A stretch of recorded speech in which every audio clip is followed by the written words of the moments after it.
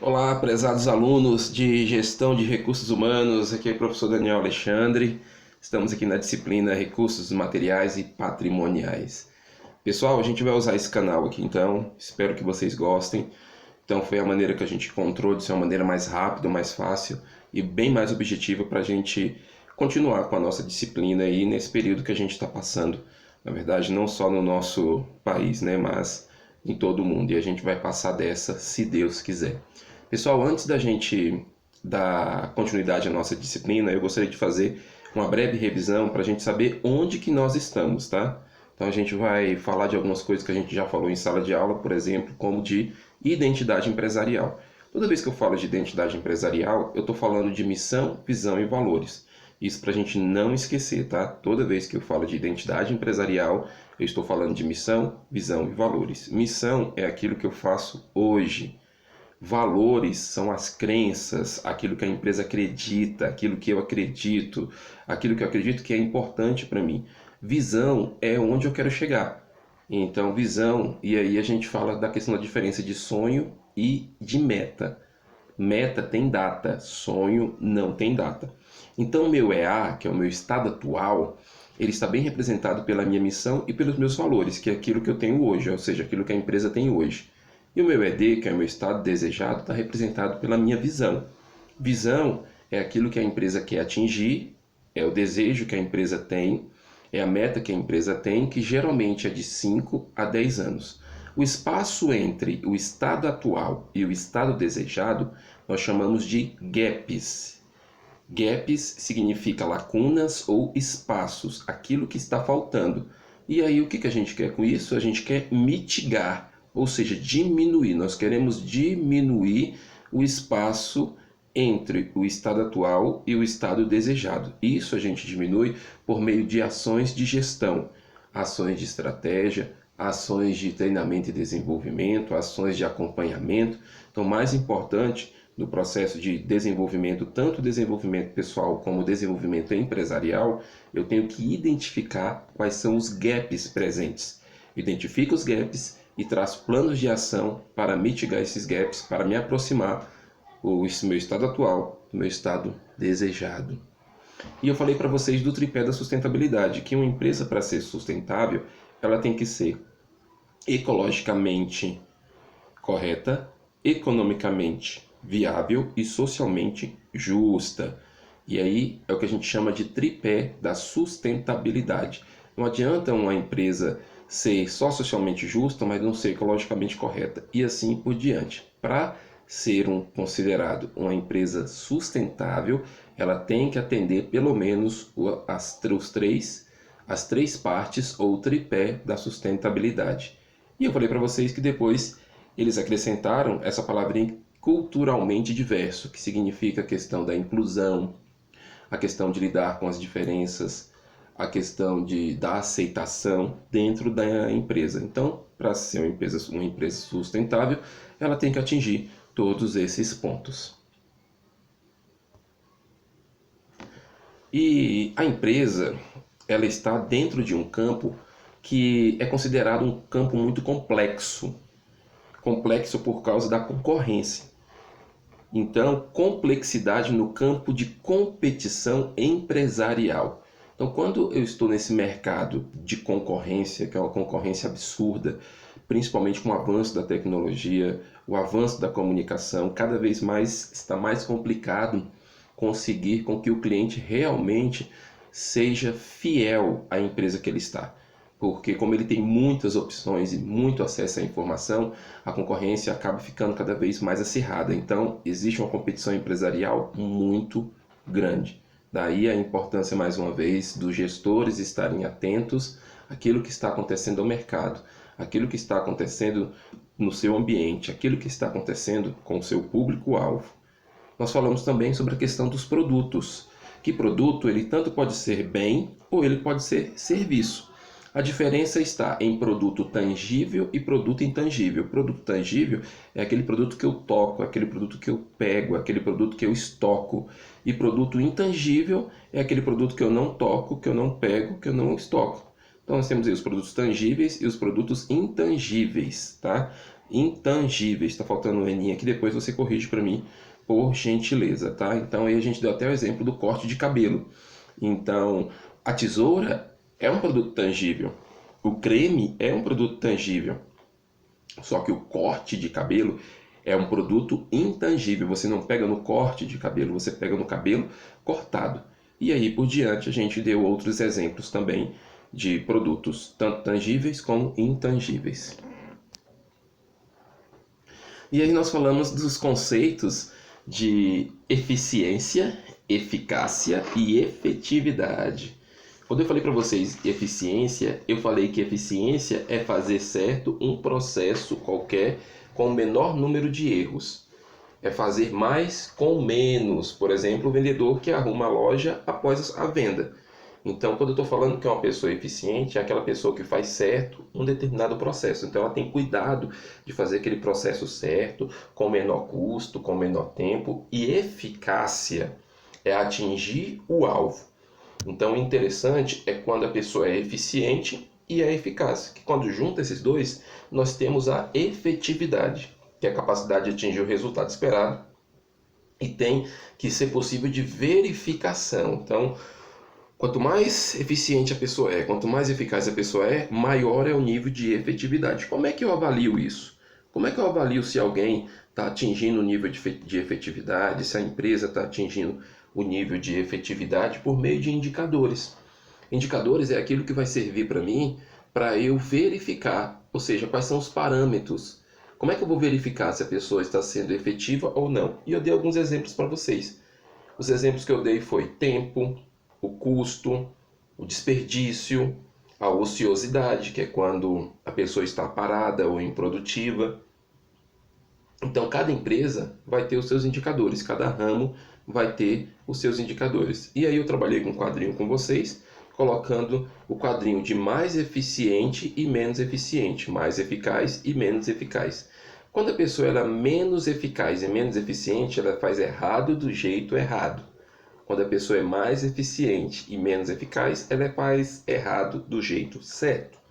Quando a pessoa é mais eficaz e menos eficiente, ela faz certo do jeito errado. E quando ela é mais eficiente e mais eficaz, ela faz certo do jeito certo. E aí aquele quadrinho que a gente ficou até um pouco confuso, eu lembro que eu até errei um pouquinho lá e vocês me ajudaram, porque realmente às vezes assim, esse troca-troca de palavras às vezes mexe um pouquinho com a gente.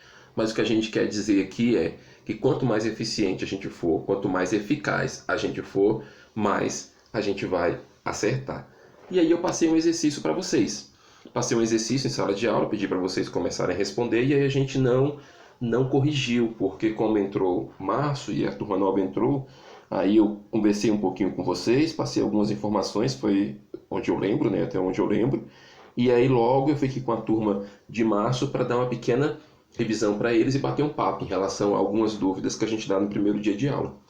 Então a primeira pergunta foi: explica o que você entende sobre gestão de estoque. Então isso era para você colocar qual é a sua impressão de gestão de estoque. O que é gestão de estoque? Basicamente, se eu fosse responder para vocês, gestão de estoque é o controle de entrada e saída de produtos. Entrada, armazenagem e saída de produtos. E aí eu perguntei também para você, o que é ter um bom atendimento? O que é um bom atendimento para você? Bom atendimento para mim é quando o atendente ele atende às minhas necessidades, ele tem interesse pela minha presença, ele tem interesse pela minha necessidade, ele me atende com cordialidade e me deixa com vontade de voltar. Então, bom atendimento para mim é isso, atende às minhas necessidades, tem um bom custo e é cordial. E eu perguntei também, pedi para você dar um exemplo de uma atividade eficiente que você já participou. Alguma coisa que você já participou que foi eficiente, ou seja, deu certo, que o momento ele foi um momento muito bom. Se eu fosse dar um exemplo, eu daria um exemplo de um curso que eu fiz, um curso que foi muito eficiente. Então, o meu curso de formação em coaching, que eu fiz a formação desde o Life até o Master Coach, foi um curso muito eficiente, porque ele, apesar de ser o dia todo, ele começava às 8 da manhã e até às 18 horas, ele era um curso assim que era muito bem feito, muito bem trabalhado, com um material excelente, com um professor muito focado, professor muito profissional. Então deu para aprender bastante, ou seja, o curso ele foi muito eficiente e foi eficaz porque atendeu a minha necessidade, atendeu as minhas expectativas. E existe algum exemplo de eficácia sem eficiência? Existe algum exemplo de eficácia sem eficiência? Nós demos um, que foi o exemplo do vendedor que atingiu a meta, ele bateu a meta do dia, só que ele deixou a loja toda bagunçada e às vezes até alguns colegas decepcionados com o comportamento dele. Então existe sim. Então, o que é ser eficaz sem ser eficiente? É a pessoa que ela consegue atingir o objetivo final, então ela conseguiu atingir o objetivo final, mas quando olha para trás está uma maior bagunça, deixou um estrago para trás. Às vezes a gente escuta uma frase falando o seguinte: o importante não é como você começa, o importante é como você chega, o importante não é o seu começo, o importante é o seu final. Olha, se eu fosse falar dessa frase, o importante é tudo, viu? O importante é quando você começa, o importante é o seu caminho e o importante é o seu final. Porque não adianta você chegar no final, sim, atingir o objetivo. Não, tudo bem, maravilha, é bom que atinja o objetivo. Pior do que você nadar e morrer na praia, né? Então, é bom que você atinja o objetivo, mas eu não posso falar que só atingir o objetivo é importante, porque às vezes você deixa marcas profundas em pessoas. Você se machuca demais no caminho. E aí realmente você vai ter que fazer todo o outro processo. Então o interessante é que a gente caminhe passo a passo, devagar. Lembra daquela música? Ando devagar porque já tive pressa. Então, vai devagar, mas não precisa ir tão devagar também. Vai no seu ritmo, vai no seu passo, observando cada momento, observando cada caminho, observando cada tarefa, para que a gente tenha o menor custo possível e que a gente consiga fazer as coisas da melhor maneira possível para a gente ter um excelente final. E aí eu perguntei também como a empresa pode alcançar o maior número ou o maior grau de efetividade. A gente só alcança por meio de pesquisa. Objetivos, traçando o objetivo e pesquisando e avaliando se aquilo foi feito ou não. É assim que uma empresa consegue atingir o maior grau de efetividade. Porque se a empresa não traçar metas alcançáveis e ela não traçar objetivos e ela não acompanhar, não vai atingir. Então a importância sim de estar acompanhando cada dia. O que é ser uma empresa sustentável? Uma empresa sustentável é o tripé da sustentabilidade, tem que atingir pelo menos aqueles 3 ali que eu falei para vocês e também acrescentar o culturalmente diverso. E eu pedir para você dar um exemplo de uma empresa que você conhece que seja uma empresa sustentável. Isso aí ficou pesquisa para você, tá? Você pesquisar na internet ou você observar alguma empresa, na mídia você encontra algumas empresas falando, né? Fala assim, olha, nós reflorestamos, nós vendemos com papel reflorestado, nós temos atividades de reciclagem com as garrafas que voltam para nós, nós temos plano de saúde, nós temos creche para os nossos funcionários e assim por diante. Então, você tem que encontrar essa empresa e citar. Pode ser só uma, você pode digitar na internet mesmo, empresa sustentável, e colocar aí. E eu perguntei por último se você já tinha participado de alguma pesquisa para atender alguma demanda. E aí, pesquisa para atender demanda, às vezes você participa sim de pesquisas, mas você não sabe para qual demanda que eles querem colocar, né? Onde é que eles vão colocar esses dados. Mas o simples fato de você dar o seu CPF, isso está indo para um banco de dados e isso está mapeando o seu comportamento de compra. Pessoal, eu estava pensando esses dias, pensando aqui como que tá isso, entendeu? Por exemplo, eu estou com esse programa aqui agora gravando essa aula para vocês. Toda vez que a gente vai instalar algum programa, eles têm lá um controle de contrato, não, esqueci qual o nome que você... É quando você clica lá, você concorda com os termos e os termos. Você concorda com esses termos? Clique aqui. E às vezes, no caso desse programa aqui, ele tem 2 termos. Se você não clicar nos 2 termos, você não instala um programa. Quando você vai ler esse termo, que ele pergunta, você leu tudo? Quando você vai ler esse termo às vezes tem 10 páginas, 20 páginas, de letrinha bem pequenininha. Então, geralmente, a gente não lê. Eu já li alguns, de propósito, assim, eu falei, não, vou ler esse daqui, deixa eu ver o que está escrito aqui. Peguei lá e li. Mas é raro eu ler um termo todo. E aí, o que acontece? Eu fiquei sabendo que aquele aplicativo, estava vendo uma reportagem, sabe aquele aplicativo que você coloca a sua foto, eu esqueci o nome dele agora, que você coloca a sua foto e aí você fica com a idade avançada, você tanto pode ficar mais novo como pode ficar com a idade avançada. Quando você clica naqueles termos ali, você está dando direito para eles ficarem com a sua foto. Então essa foto ela pode ser usada daqui a 20 anos, vão te encontrar mais velho daqui a 20 anos para usar daquela foto. Então, por que eu estou falando isso? Porque quando eu instalo esse programa, quando eu gravo essa aula, de uma certa forma, isso está sendo mapeado. Eles têm acesso. Embora a gente tenha uma política de privacidade, tudo isso, mas quando eu estou logado na internet com algumas coisas, eles têm acesso ao meu comportamento de compra, aos meus interesses. É por isso que chegam publicidades para mim na minha rede social. Então, a todo tempo, a gente está participando de pesquisas, seja pesquisa física mesmo, onde você pega o questionário, responde ou chega alguma coisa pelo seu e-mail.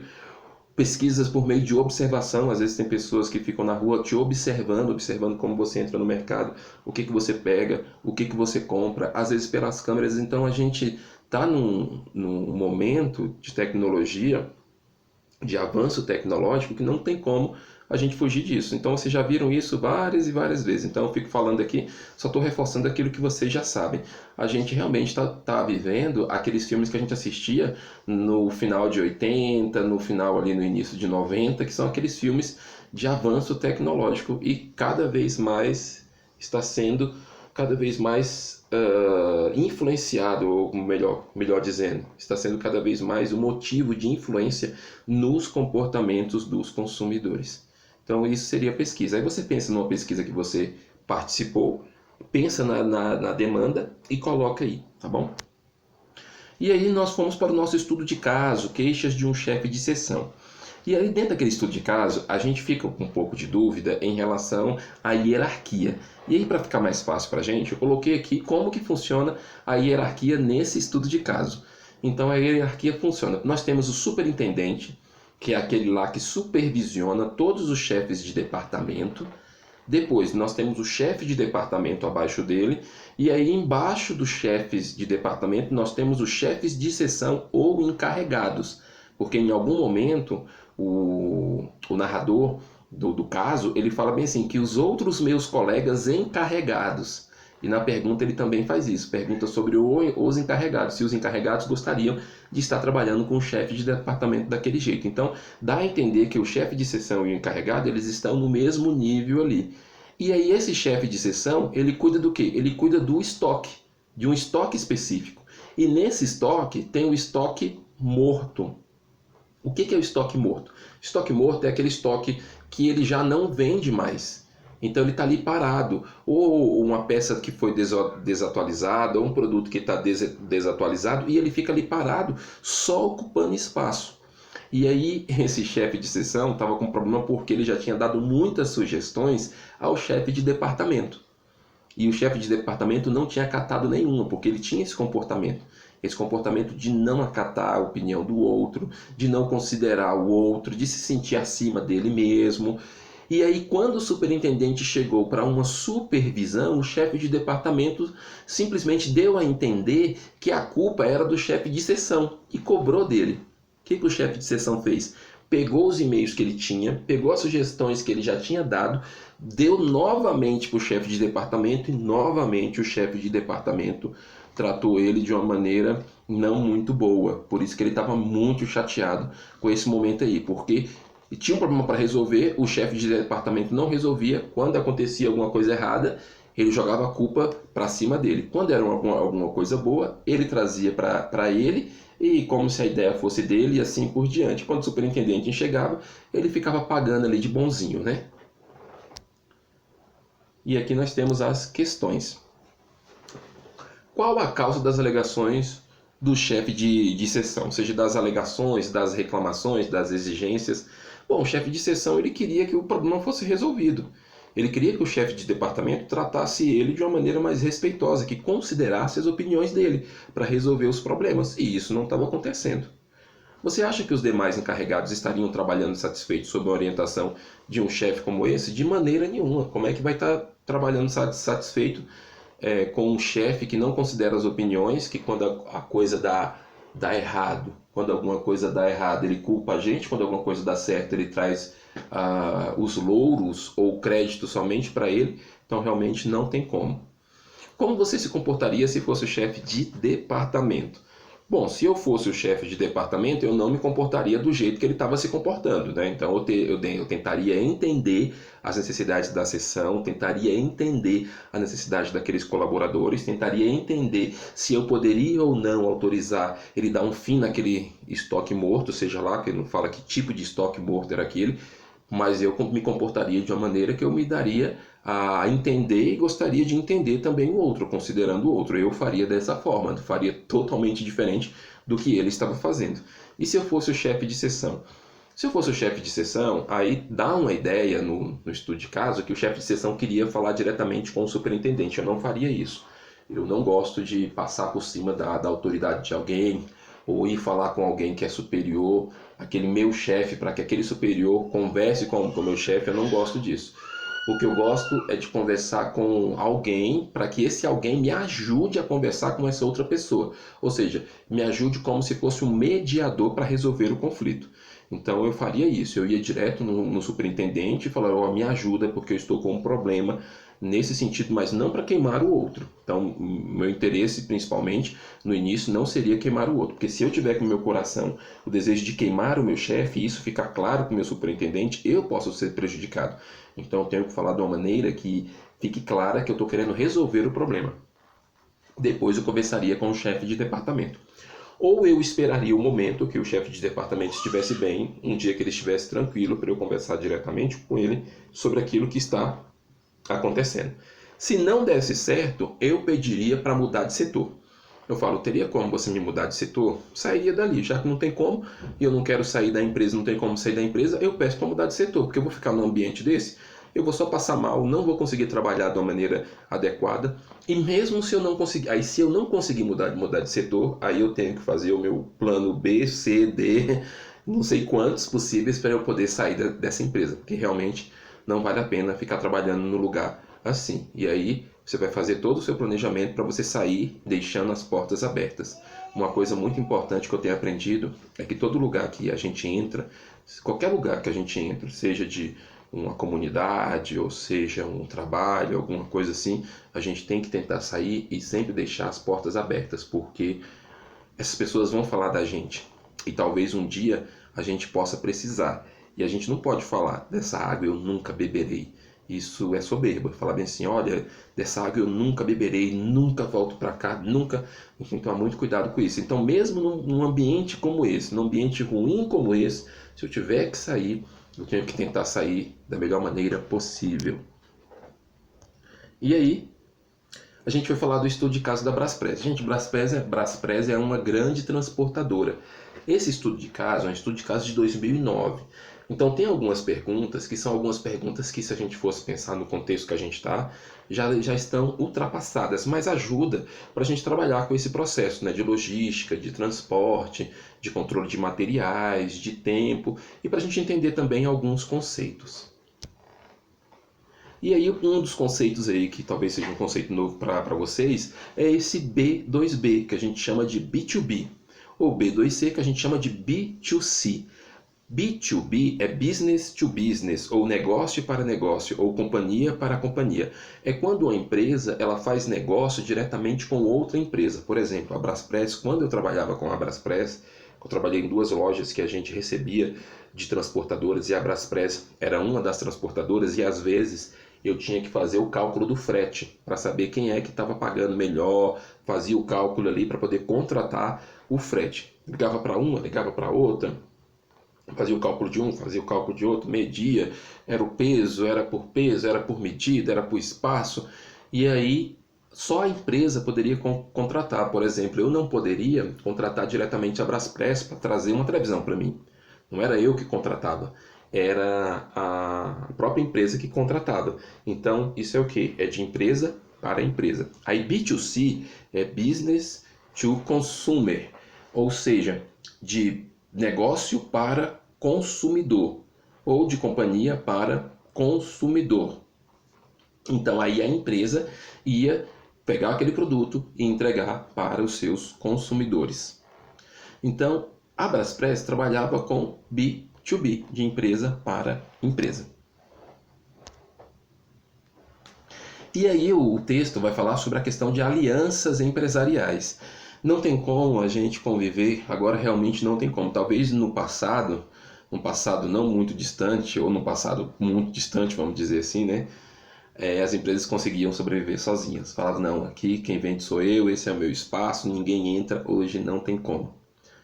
No mundo que nós estamos hoje, não tem como. Você precisa sim ter alianças. E às vezes fazer algumas alianças até com seus concorrentes, combinando algumas coisas, combinando algumas estratégias. Claro que tudo dentro da lei, né? A gente sabe que existem algumas estratégias, principalmente na questão de preços, que são ilegais, mas a gente tem que ter uma aliança. Eu trabalhei em uma empresa onde os donos, eles se conheciam, os donos, os concorrentes, os donos, eles se conheciam. E quando precisava de alguma coisa, um ajudava o outro, mesmo sendo concorrentes. Não era sempre, né? Embora ficava aquela coisa assim, tá, meu cliente está para lá, meu cliente está para cá, mas eles tinham esse entendimento que naquele mercado eles precisavam de apoiar um ao outro. Então a aliança empresarial é muito importante. Então a gente tem que saber com quem a gente se aliança, a gente tem que encontrar pessoas, empresas, e isso eu falo não só de empresas, mas de pessoas também, de encontrar essa aliança, de encontrar esses setores para a gente poder ter alguém para nos ajudar nesse momento de tanta concorrência e de tanta exigência por parte do mercado. E o que são valores percebidos? O que são valores percebidos? Gente, valor é aquilo que eu acredito, se eu pensar na empresa, né? É aquilo que eu acredito que é importante, é aquilo que eu gosto para a minha vida, é aquilo que norteia a minha vida. Quando eu estou falando desse tipo de valor aí, valor percebido, é aquilo que me traz algum benefício. Então eu só compro em determinados lugares porque eu vejo algum benefício para mim. Às vezes eu compro porque o benefício que eu tenho é porque é perto da minha casa. Eu nem gosto tanto do produto, nem gosto tanto do atendimento, mas só pelo fato de ser perto da minha casa, eu vou. Ou às vezes eu não vou para perto da minha casa porque eu vou para um lugar onde o produto é melhor. Por exemplo, vou dar um exemplo para vocês aqui. Eu moro num lugar onde tem uma padaria que vende um pão muito bom. O pão é muito bom, os bolos são bons, o ambiente é gostoso, o atendimento é muito bom. E para eu chegar nessa padaria, eu tenho que passar, deixa eu ver, são duas padarias e um mercado e dois mercados que vendem pão. Então são dois mercados que vendem pão e duas padarias. Então eu passo por elas só para chegar nessa outra padaria porque o pão é muito gostoso. Então ele é sequinho, tá sempre quentinho, às vezes até um pouquinho mais caro, né? Mas coisinha pouca mais caro, mas eu faço isso. Quando eu não tô com preguiça, porque às vezes eu tô com preguiça, eu não vou. Eu falo, não vou não, tá longe. Mas quando não, e não é nem tão longe assim, né? Mas você anda um pouquinho mais. Eu vou lá e compro esse pão. Por quê? Porque eu tenho um valor percebido. Porque eu gosto desse ambiente, eu gosto desse pão, então vai me gerar algum recurso. Então, valor percebido é isso. E o que é segmentação ou tendência de mercado? Segmentação, nós temos aqui, por exemplo, olha essa imagem aqui. Nós temos aí um público, várias pessoas diferentes, de vários gostos, de vários estilos, de várias idades. Quando eu quero segmentar uma coisa, eu vou separar. Vou separar as pessoas que têm os mesmos estilos, os mesmos gostos, os mesmos desejos. E aí eu separei esse grupo aqui em três. Então tem três grupos aqui que são pessoas, vamos pensar em comportamento de compra. E isso é segmentação de mercado. Então, segmentação é quando eu pego o meu produto ou quando eu pego o meu serviço e eu segmento o mercado. No meu serviço é para tal pessoa. Eu pensei aqui agora em corte de cabelo. Aqui onde eu moro, os cortes de cabelo, eles vão variar de R$10 com máquina zero. Se você for passar só a máquina zero no cabelo, é R$10. Se for um cabeleireiro assim que atende, né, um pouco mais distante assim da parte ali mais central, eles cobram R$15 o corte. Já na parte central, que eu digo da praça, ali na praça, todos os corte de cabelo e barba é R$25. Então você paga R$25 pelo corte de cabelo, R$25 pelo corte de barba. Se você for um pouquinho mais para dentro, lá para o shopping ou para a cidade que fica aqui próxima, você vai encontrar corte de cabelo de R$50. R$60, barba de R$50, de R$60. Então, dependendo do ambiente, do lugar, você vai sair sim. Olha, um lugar que está cobrando de R$10 a R$15, para um lugar que está cobrando de 50 a 60 reais. Então, o mesmo serviço que você faz, você cobrou um serviço aqui, você pagou 30 reais, nesse outro lugar você andando praticamente, deixa eu ver aqui, uma questão de 5 quilômetros mais ou menos, uns 5 a 7 quilômetros, vamos pensar assim, você vai pagar ali em torno de 100 reais. Por que isso? Por causa da segmentação de mercado. O público daquele lugar é diferente. Às vezes não é nem por causa do profissional em si, porque às vezes o resultado final é até o mesmo, só que o ambiente é diferente. O ambiente, o som, o cheiro, o lugar e a segmentação. Então tem pessoas que elas sim é segmentado. E se for mais barato, se você abrir por exemplo, um salão em determinadas cidades e você colocar o preço de 15 reais, de 10 reais, aquelas pessoas não vão querer. Olha só, não vão querer. Por quê? Porque na mente delas, elas pensam assim, corte de 10 reais, de 15 reais não vale a pena. Agora, se você coloca 50 reais o corte, a pessoa paga e paga feliz. Isso também acontece com o vestuário. Tem alguns lugares que você vai encontrar pessoas que compram, por exemplo, uma regata básica,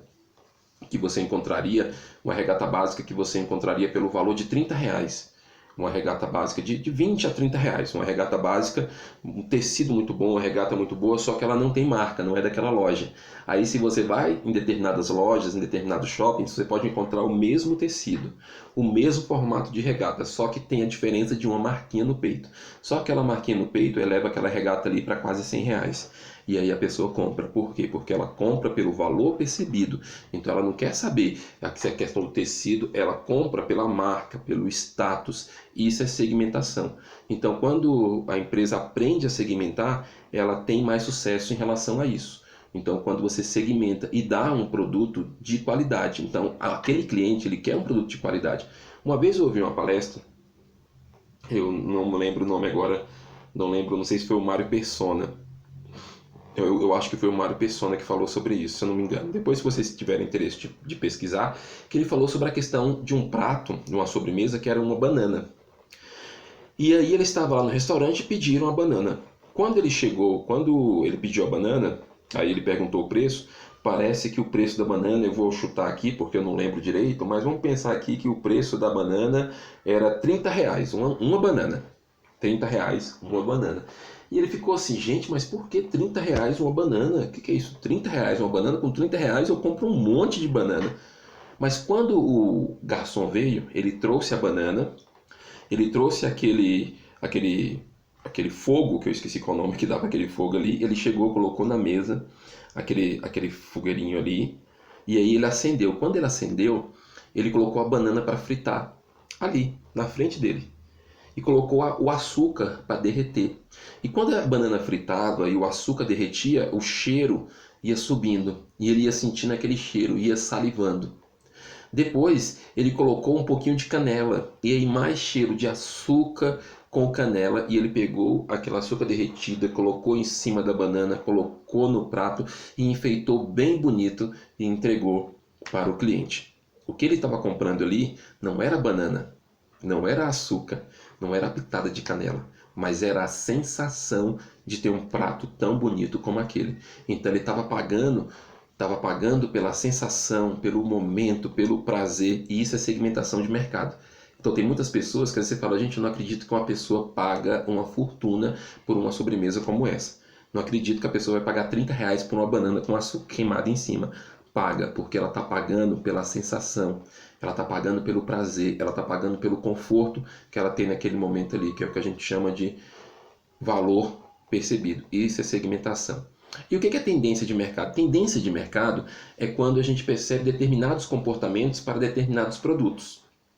Isso é o que a gente chama de tendência de mercado. Então hoje a tendência de mercado que nós temos é que as pessoas fiquem cada vez mais em casa, principalmente pelo processo que a gente está passando. E ficando mais em casa, ela vai precisar de mais produtos em casa. Então ela vai precisar de muito mais tecnologia, ela vai precisar de muito mais coisas para poder resolver a vida dela dentro de casa. Então essa é uma tendência de mercado.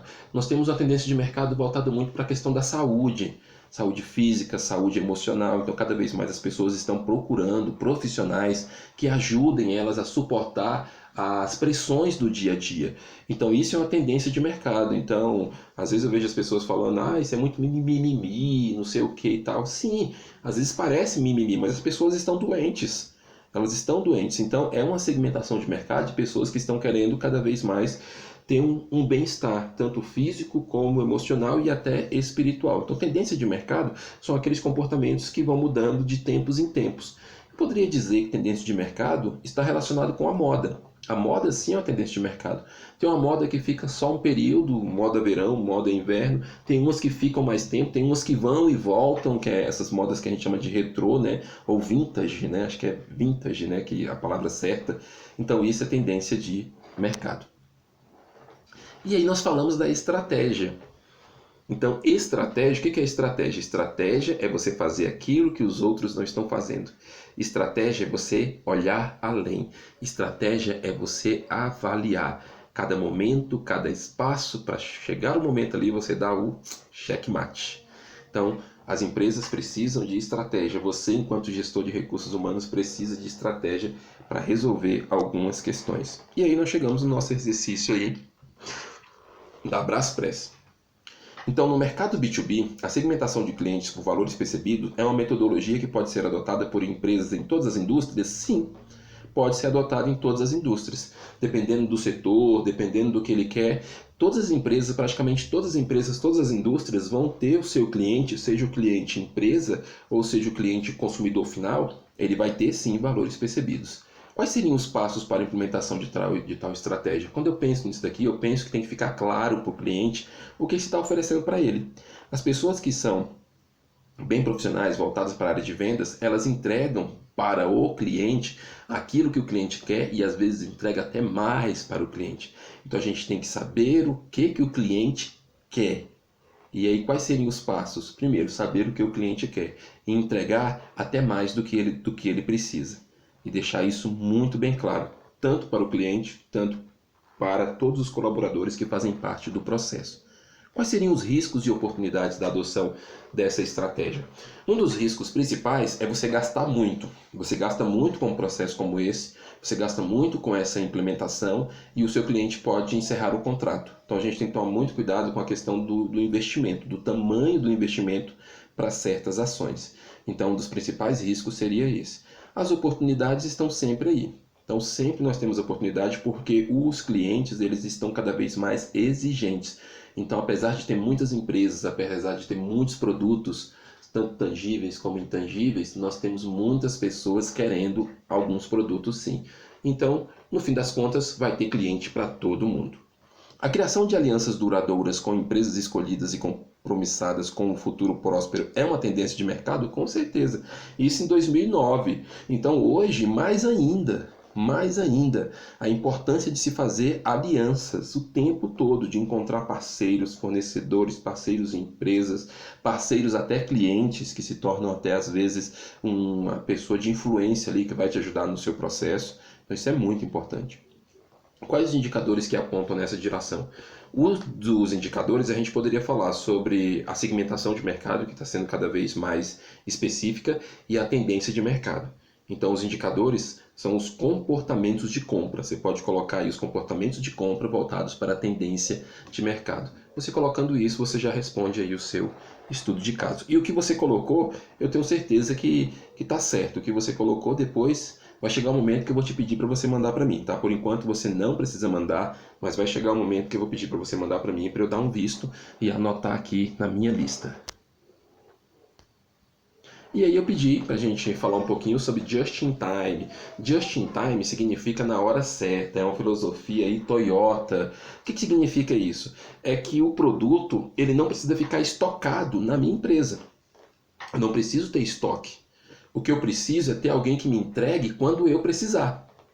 Então, quando eu tiver necessidade daquele produto, eu tenho alguém que eu entro em contato e ele produz e manda para mim. Só que o just in time, apesar de ser na hora certa, não é imediato. Às vezes a pessoa fala, é imediato. Pedi lá, já chegou aqui, pronta entrega. Não necessariamente. Às vezes a gente precisa de um período de transporte, um período às vezes até de ajuste, né? Porque às vezes as peças estão prontas, mas precisa montar as peças. Então é nesse sentido. Então just in time significa entregar na hora certa. E para eu saber a hora certa, eu tenho que calcular, eu tenho que administrar, eu tenho que analisar, eu tenho que acompanhar o momento que eu vou precisar daquela mercadoria. Porque se eu deixar para a última hora, isso eu já vi muito isso. Às vezes a gente fica ali, o gestor de estoques fica segurando. Não, ainda tem, vamos comprar agora não, vamos esperar o preço baixar. Não, ainda tem, vamos comprar não. E aí o que acontece? O cliente chega para poder comprar o produto não tem, ele pede desesperado, só que o prazo para chegar às vezes é 15 dias. E aí fica aquela cobrança enorme.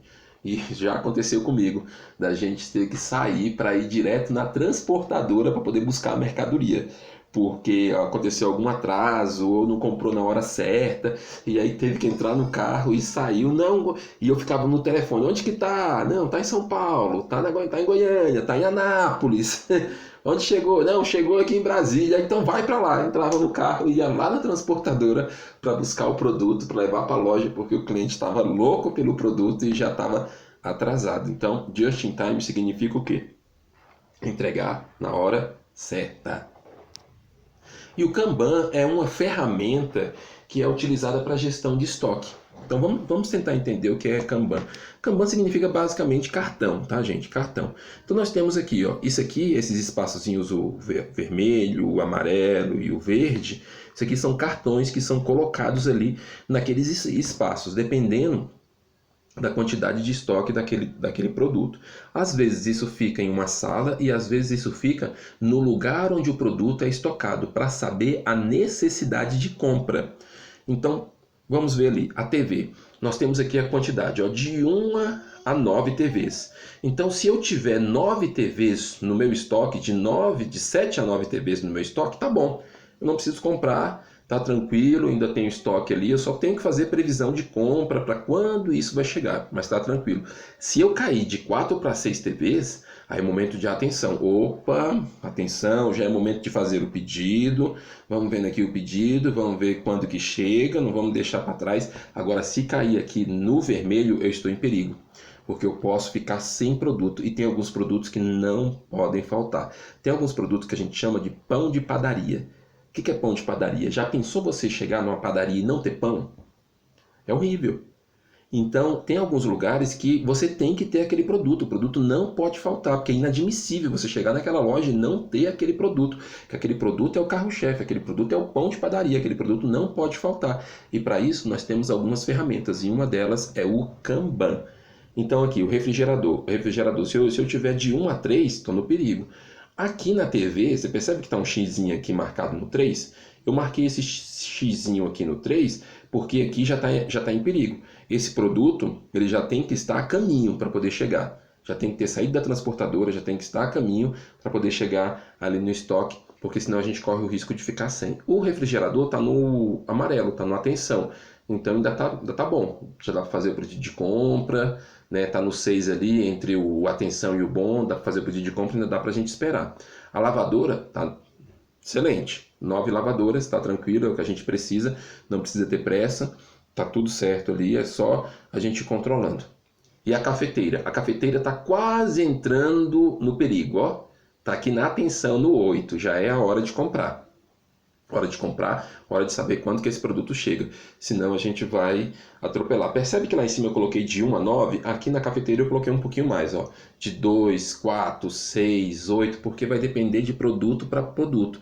Então ele vai colocar aquele espaço ali, a quantidade. A TV e o refrigerador eu coloquei um pouco menor, porque às vezes eles são comprados em menor quantidade mesmo.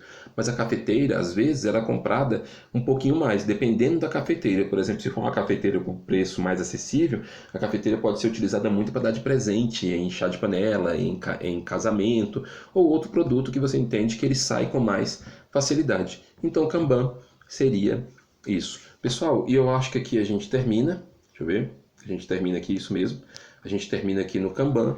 E aí na próxima aula a gente continua falando um pouquinho mais. E aí vamos aguardar, né? Vamos aguardar aí o que o governo tem para nós, o que a faculdade, o setor acadêmico vai falar para a gente. Por enquanto a gente vai continuar dessa forma aqui. Vocês podem mandar o feedback para mim. Se ficou alguma dúvida, se ficou alguma coisa que não ficou claro, podem mandar para mim. E em relação às lives, eu vou falar para vocês por que eu não estou fazendo live ainda. Nem fazendo live, nem usando o Zoom. É por causa do acesso que os alunos têm à internet e da banda que alguns alunos estão tendo, ou seja, a conexão. Eu já tentei participar de algumas lives e não consegui, a minha internet é boa, mas quando chega em determinados horários, que no caso a nossa aula é à noite, chega em determinados horários é quase impossível, porque trava tudo, é muito difícil você ficar conectado ali o tempo todo.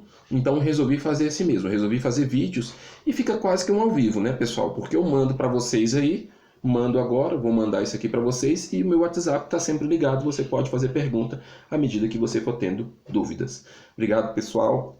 Desculpa, obrigado, pessoal. Deus abençoe. Até a próxima aula.